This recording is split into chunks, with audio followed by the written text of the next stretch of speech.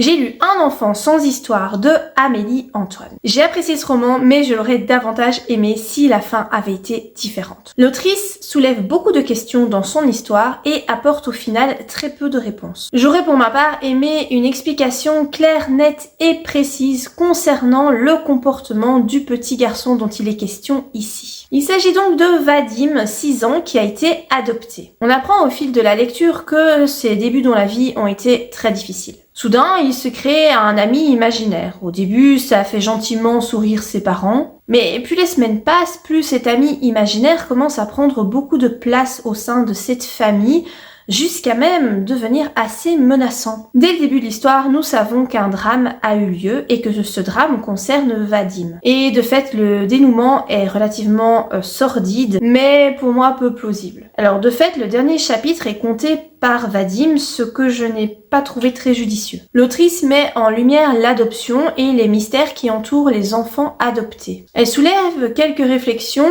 entre autres du fait de devoir connaître dans les détails les débuts dans la vie des enfants qui sont adoptés. Amélie Antoine dénonce également le milieu injuste qu'est l'édition à travers le papa qui est écrivain. Par contre, je ne sais pas si c'est très pertinent d'inclure ce thème dans ce roman relativement sombre. Je suis pas sûre qu'il avait vraiment sa place ici. Ceci dit, le roman est très addictif et très prenant. Impossible de le lâcher et une certaine angoisse nous étreint du début à la fin. J'ai lu 3 romans de l'autrice et pour moi celui-ci est le moins bon des 3.